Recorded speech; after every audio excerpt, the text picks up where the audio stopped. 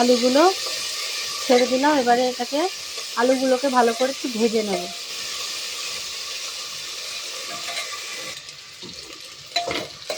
আলুগুলো ভাজা ভাজা হচ্ছে।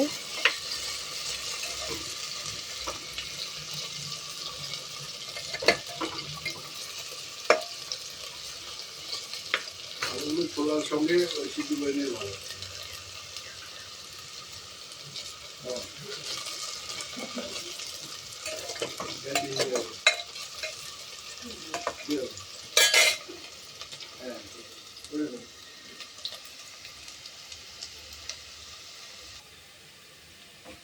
আলু ভাজা হয়ে গেছে। এবারে এর মধ্যে মশলাটা দিয়ে দেবো।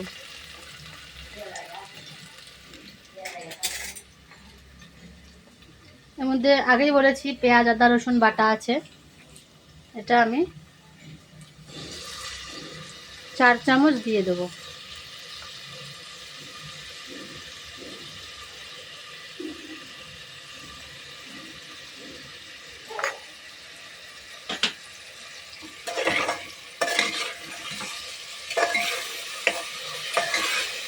ভালো করে নাড়াবো।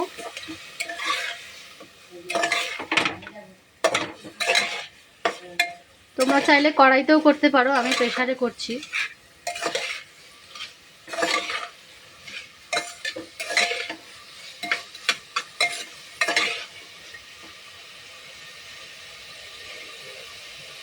এরপর এর মধ্যে আমি একে একে গুঁড়ো মশলাগুলো দিয়ে দেবো।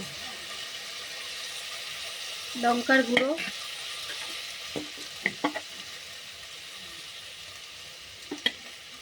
হলুদ গুঁড়ো, জিরের গুঁড়ো, ধনে গুঁড়ো,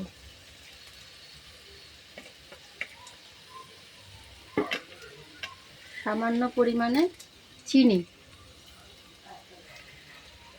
আর স্বাদ মতো নুন।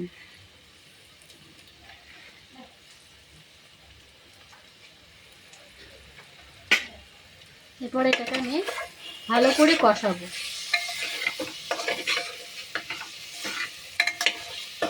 মশলাটা যাতে তলায় লেগে না যায় ওই জন্য আমি এর মধ্যে একটু জল দেব।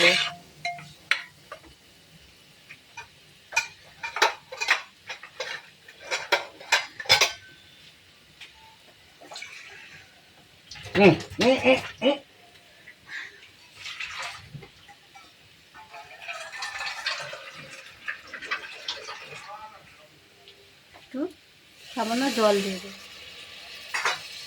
জল দিয়ে এটাকে একটু কষাবো।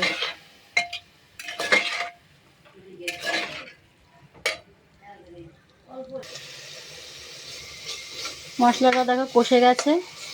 এর মধ্যে আমি এবার সেদ্ধ ছোলাগুলো দিয়ে কষিয়ে নেব। এই যে সেদ্ধ ছোলা, এটা আমি জলটা দেব না এখন, জলটা পরে দেব। দিয়ে দিলাম ছোলাগুলো। ছোলাগুলো দিয়ে এটাকে এবার ভালো করে নাড়বো।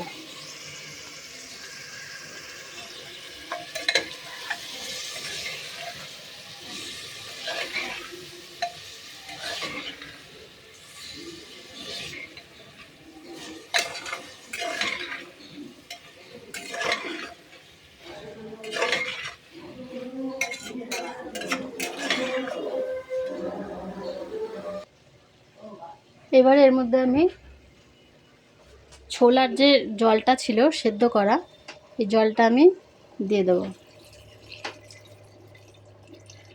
যতটা লাগবে ততটাই দেবেন আপনারাও, বেশি দেবেন না।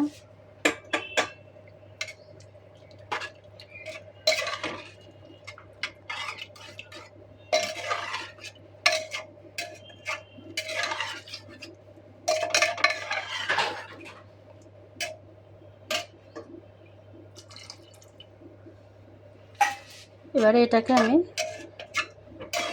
ঢেকে দেব।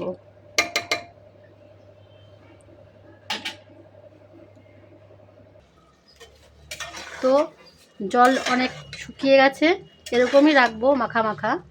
এরপরে আমরা এর মধ্যে দিয়ে দেবো ধনেপাতা কুচি আর চেরা কাঁচা লঙ্কা।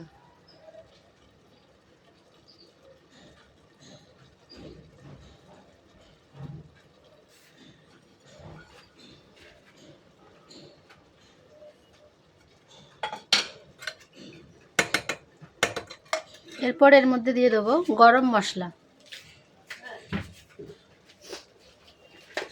নামানোর আগে একটু গরম মশলা দিয়ে নেব।